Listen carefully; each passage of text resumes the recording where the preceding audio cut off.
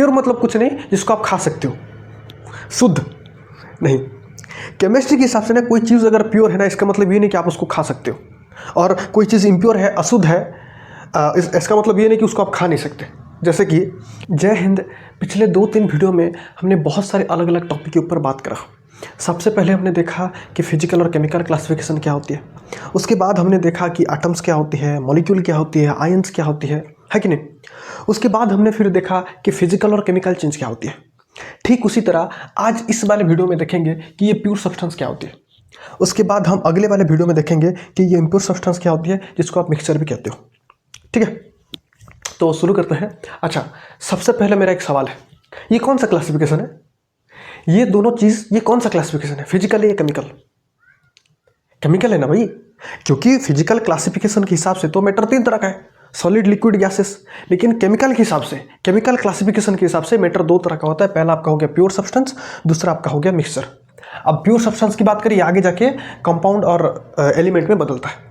ठीक है, खैर अब देखो, अगर आप ध्यान दो तो ये जो प्योर सब्सटेंस है ना, ये 2 अलग अलग वर्ड से मिलकर बना है। पहला आपका हो गया प्योर, दूसरा आपका हो गया सब्सटेंस।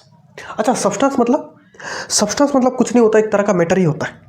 और मैटर का डेफिनेशन क्या है, आप सबको पता होगा, anything which has mass and occupy space is called matter. हर वो चीज़ जिसका अपना कोई मास हो और अगर वो कोई जगह घेरता हो, उसको हम मैटर कहेंगे। इसका मतलब हमारे अगल बगल जितना भी चीज़ है जिसको आप मैटर के दर्जे में रखते हो, वो सब क्या है, एक तरह का सब्सटेंस ही है। यहाँ पर सब्सटेंस मतलब मैं प्योर और इम्प्योर दोनों को मिला कर कह रहा हूँ। ठीक है, क्योंकि हमारे अगल बगल ऐसी बहुत सी चीज़ें हैं जिनमें से कुछ प्योर है और कुछ ऐसे भी जो इम्प्योर है, तो मैं दोनों को मिला कर कह रहा हूँ। ठीक है, तो एक वो क्या है, एक जो मैटर है वो भी एक तरह का सब्सटेंस ही है। ठीक है, खैर अच्छा, प्योर मतलब कुछ नहीं जिसको आप खा सकते हो, शुद्ध नहीं। केमिस्ट्री के हिसाब से ना कोई चीज़ अगर प्योर है ना, इसका मतलब ये नहीं कि आप उसको खा सकते हो, और कोई चीज़ इम्प्योर है, अशुद्ध है, इसका मतलब ये नहीं कि उसको आप खा नहीं सकते। जैसे कि मैं अगर इम्प्योर सब्सटेंस का, मिक्सर का एक एग्जांपल बताऊं तो वो है आपका सॉल्ट सॉल्यूशन, जिसको आप पी सकते हो, कोई दिक्कत नहीं है, कोई मसला नहीं है, वो तो भाई इम्प्योर है। ठीक है, और अगर प्योर सब्सटेंस की बात करूँ तो आपका आयरन हो जाता है, आप वो प्योर है लेकिन आप उसको खा नहीं सकते। ठीक है, तो केमिस्ट्री के हिसाब से ऐसा नहीं कोई प्योर है उसको खा सकते हो, इम्प्योर है उसको खा नहीं सकते। ठीक है, वो प्योर नहीं है। ठीक है, प्योर मतलब क्या होता है फिर? प्योर मतलब अगर कोई चीज़, अगर कोई सब्सटेंस सिर्फ एक ही तरह के पार्टिकल से मिलकर बना हो, उसको कहेंगे हम प्योर या फिर प्योर सब्सटेंस। इसलिए मैंने यहाँ पे लिखा है, a pure substance is one which is made up of only one kind of particle. अगर कोई सब्सटेंस है, अगर वो एक ही तरह के पार्टिकल से मिलकर बना है, तो उसको हम प्योर सब्सटेंस कहेंगे। अब ये पार्टिकल एटम भी हो सकता है, मॉलिक्यूल भी हो सकता है, आयन भी हो सकता है। मैं इसके ऊपर एक पार्टिकुलर वीडियो बनाया हूँ और मैं वीडियो अपलोड कर चुका हूँ कि ये 4 चीज़ें क्या होती है, पार्टिकल क्या होती है, एटम्स क्या होती है, मॉलिक्यूल क्या होती है और आयन्स क्या होती है। ठीक है, अगर हम पार्टिकल्स की बात करें तो ये बोलता है it is the fundamental particle या फिर fundamental building blocks of matter. किसी भी मैटर की, किसी भी सब्सटेंस की सबसे जो महत्वपूर्ण चीज़ होती है, जिसके बगैर कोई काम नहीं हो सकता, वो आपका होता है पार्टिकल। और अगर हम पार्टिकल की बात करें, ये जनरली 3 तरह का होता है। जनरली 3 तरह का होता है। पहला आपका हो गया एटम्स, दूसरा आपका मॉलिक्यूल, तीसरा आपका हो गया आयन। ठीक है, आप कहने को इलेक्ट्रॉन, प्रोटॉन, न्यूट्रॉन को भी आप पार्टिकल की कैटेगरी में डाल सकते हो, इसीलिए मैंने जनरली बोला। ठीक है, अब एटम्स क्या होती है? एटम्स की बात करें, it is the smallest particle of a matter which are composed of electron, proton, neutron. किसी भी मैटर की जो स्मॉलेस्ट पार्टिकल होता है वो आपका एटम्स होता है, जो कि किन किन चीजों से मिलकर बना होता है? इलेक्ट्रॉन, प्रोटॉन, न्यूट्रॉन जब आपस में मिलते हैं तब जाकर एटम बनता है। ठीक है, ठीक उसी तरह अगर हम मॉलिक्यूल की बात करें, बोलता है a molecule is a group of 2 or more atoms which are held together by a chemical bond या फिर केमिकल रिएक्शन। जब 2 या फिर 2 से ज्यादा एटम आपस में केमिकली मिलते हैं तब जाकर एक मॉलिक्यूल का निर्माण होता है, तब जाकर एक मॉलिक्यूल बनता है। ठीक है, आयंस की जरूरत नहीं है क्योंकि पूरे चैप्टर में आयंस का कोई ज़्यादा जिक्र नहीं है, इसीलिए इसको मैं छोड़ा हूँ। अब 3rd चैप्टर में इसको मैं पढ़ाऊँगा। ठीक है, खैर तो प्योर सब्सटेंस मतलब क्या? जो एक ही तरह के पार्टिकल से मिलकर बने होते हैं उसको हम प्योर सब्सटेंस कहते हैं। ये पार्टिकल कुछ भी हो सकता है, एटम होता है, मॉलिक्यूल हो सकता है, आयन भी हो सकता है। ठीक है, दूसरा पॉइंट बोलता है a pure substance is one, a pure substance is homogeneous through out its mass. Homogeneous मतलब यूनिफॉर्म कंपोजिशन। यूनिफॉर्म की बात करें तो हर जगह बराबर, हर जगह एक तरह। जैसे आप देखिए जो स्कूल पे, कॉलेज पे जो यूनिफॉर्म होती है ना, देखना एकदम बराबर होती है, सबके लिए एक होता है, तो उसको कहते हैं यूनिफॉर्म, मतलब हर जगह बराबर। और कंपोजिशन मतलब जो सब्सटेंस आप कंसीडर कर रहे हो वो अंदर से किन चीजों से मिलकर बना है।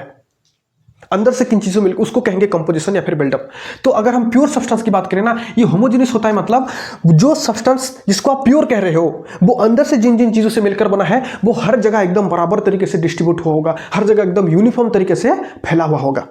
अब मुझे एक बात बताओ, हर जगह बराबर तरीके से फैला हुआ होगा तो उसका मास भी हर जगह बराबर होगा, हर जगह बराबर होगा कि नहीं? क्योंकि जो पार्टिकल है वो हर जगह बराबर तरीके से फैले हुए हैं और उसका मास भी हर जगह बराबर तरीके से फैला हुआ होगा, ठीक है। इसीलिए यहां पे लिखा है a pure substance is homogeneous, मतलब हर जगह बराबर एक तरह से, ठीक है। होमोजेनियस थ्रूआउट इट्स मास, मतलब उसके मास की बात करें तो हर जगह होमोजेनियस होता है, एक तरह बराबर होता है, क्योंकि जो पार्टिकल होते हैं वो हर जगह अच्छी तरह से डिस्ट्रीब्यूट हुए होते हैं, फैले हुए होते हैं, ठीक है। तीसरा पॉइंट बोलता है a pure substance can not separated into other kinds of matter by any physical process या फिर मेथड। किसी भी प्योर सब्सटेंस को आप किसी भी फिजिकल प्रोसेस के जरिए, फिजिकल मेथड के जरिए आप उसको सेपरेट करके कोई अलग मैटर नहीं बना सकते, अलग सब्सटेंस नहीं बना सकते, ठीक है।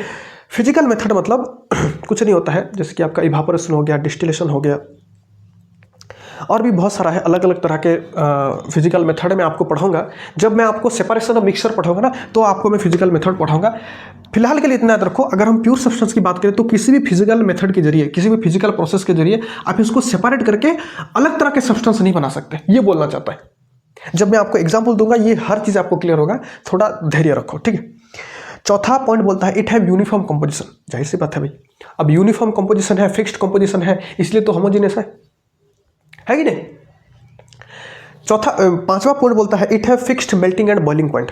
अगर हम प्योर सब्सटेंस की बात करें इसका फिक्स्ड मेल्टिंग पॉइंट भी होता है, फिक्स्ड बॉइलिंग पॉइंट होते हैं। मेल्टिंग पॉइंट मतलब किसी चीज़ को गलाना, और बॉइलिंग पॉइंट मतलब किसी चीज़ को उबालना।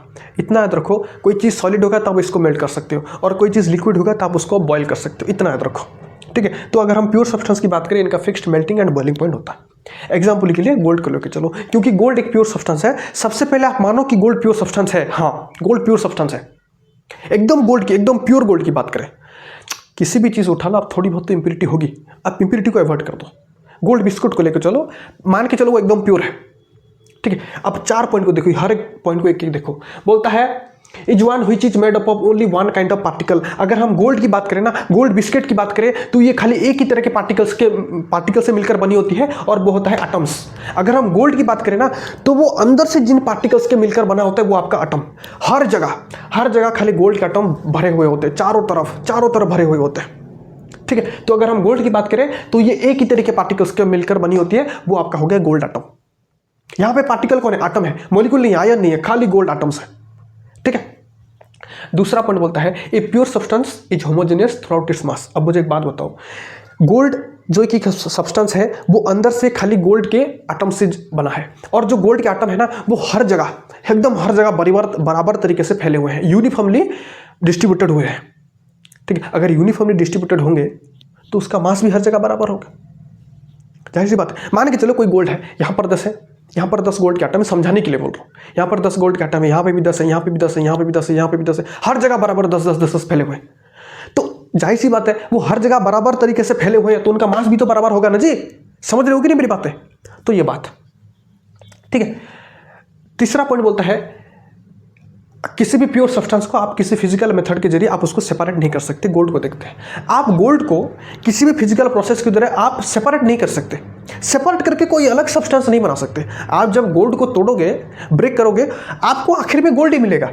आप गोल्ड को जितना भी छोटा टुकड़ा कर लो आपको आखिर में गोल्ड ही मिलेगा। ऐसा नहीं आपको जब आप गोल्ड को तोड़ते हो तो आपको मर्क्यूरी मिल गया, आयरन मिल गया, एल्यूमिनियम मिल गया, सिल्वर मिल गया, नहीं, आप गोल्ड को तोड़ोगे कितना भी तोड़ लो आपको आखिर में तो गोल्ड ही मिलेगा। तो आप उसको सेपरेट करके क्या कोई अलग सब्सटेंस बना दिया, अदर काइंड मतलब बोल रहे हैं अदर तरह की सब्सटेंस क्या बन गया गोल्ड से? नहीं, आप कितना भी तोड़ लो गोल्ड तो गोल्ड ही रहा, ठीक है। तो अगर हम गोल्ड की बात करें तो किसी भी आप इसको किसी फिजिकल प्रोसेस के जरिए आप इसको सेपरेट नहीं कर सकते, ठीक है। सॉरी, ये बोलता है इट हैव यूनिफॉर्म कंपोजिशन, जाहिर सी बात है यूनिफॉर्म कंपोजिशन होता है। लास्ट बोलता है it have fixed melting and boiling point. अगर हम गोल्ड की बात करें तो इसका फिक्स्ड मेल्टिंग पॉइंट होता है जो कि लगभग 1083 डिग्री सेल्सियस के आसपास होता है, उसकी मेल्टिंग पॉइंट। बॉइलिंग पॉइंट मैं थोड़ा भूल रहा हूँ, लगभग 2800 के आसपास उसका बॉइलिंग पॉइंट कुछ होता है। आप एक बार गूगल से सर्च कर लीजिएगा, मुझे थोड़ा याद नहीं कर पा रहा हूँ मैं। तो ये होता है, ठीक है। मैं हर एक चीज़ को बराबर तरीके से समझा दिया हूँ, आप और एक बार देख लो अगर आपको समझ में नहीं आ रहा है तो, ठीक है। मिलते हैं अगले वीडियो में इस टॉपिक के साथ, तब तक के लिए जय हिंद, जय भारत।